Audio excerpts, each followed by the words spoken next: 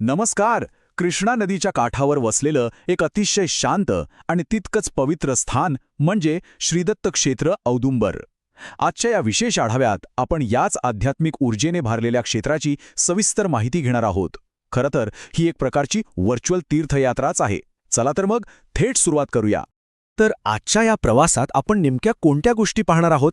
अगदी थोडक्यात सांगायचं तर श्रीदत्त क्षेत्र औदुंबरचा महिमा, तिथल्या संतांचा थोर वारसा, प्रत्यक्ष मंदिर परिसर आणि दर्शनाची पद्धत, तिथे साजरे होणारे प्रमुख उत्सव आणि सगळ्यात महत्त्वाचं या तीर्थयात्रेचं प्रत्यक्ष नियोजन कसं करायचं, हे सगळं आपण पाहणार आहोत. सुरुवात करूया पहिल्या भागापासून. श्रीदत्त क्षेत्र औदुंबरचा महिमा. आता भौगोलिकदृष्ट्या विचार केला तर औदुंबर ही मुळात सांगली जिल्ह्यातील अंकलखोप गावाची एक छोटीशी वाडी आहे.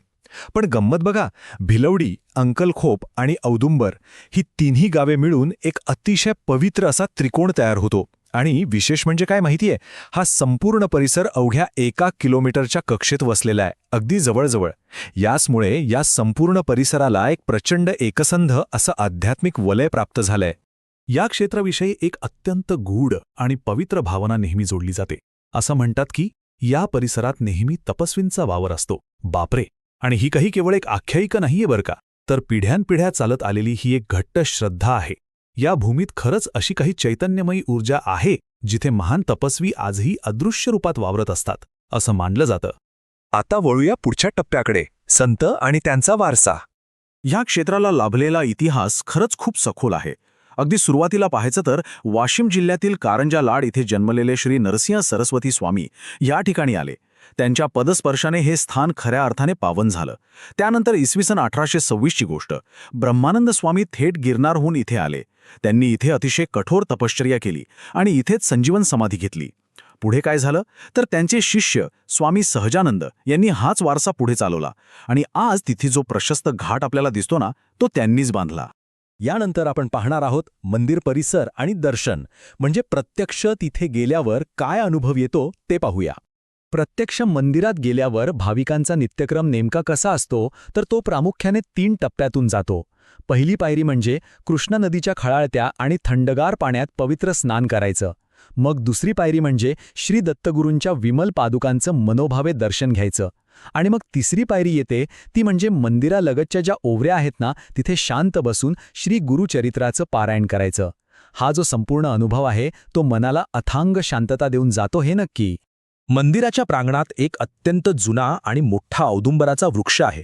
त्याची निसर्गनिर्मित किमया नक्कीच थक्क करणारी आहे.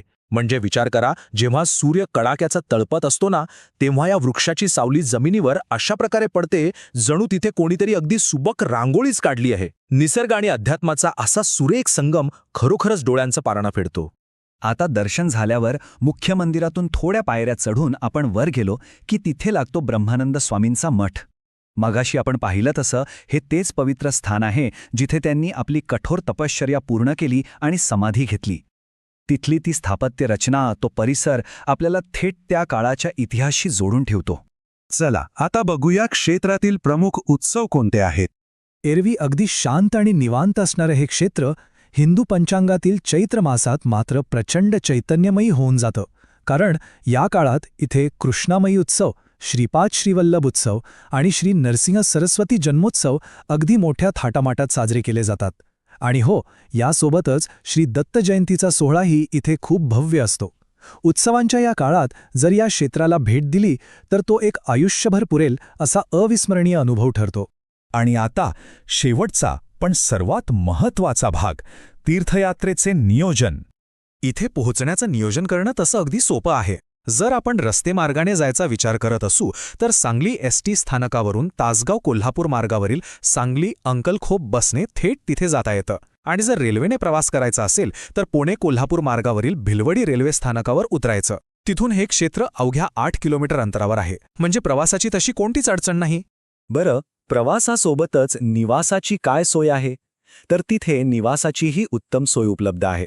दूरवरून येणाऱ्या भाविकांसाठी या ठिकाणी एक सुसज्ज अशी धर्मशाळा आहे. तिथे राहण्याची आणि अगदी सात्विक जेवणाची दर्जेदार व्यवस्था मिळते. त्यामुळे निवासाची कोणतीही चिंता न करता तिथे गेल्यावर केवळ आणि केवळ भक्तीवर लक्ष केंद्रित करता येतं. या सर्व माहितीनंतर आता आपल्या मनात एकच प्रश्न नक्की उरतो. या पवित्र औदुंबर वृक्षाच्या शीतल छायेत आणि कृष्णा नदीच्या त्या शांत काठावर जाण्यासाठी आपली ही प्रत्यक्ष तीर्थयात्रा कधी सुरू होणार आहे? खरोखरच कधी योग येईल? याच एका विचार करायला लावणाऱ्या प्रश्नासोबत आजचा हा साकल्याने घेतलेला आढावा आपण इथेच थांबवूया. सामील झाल्याबद्दल खूप खूप धन्यवाद.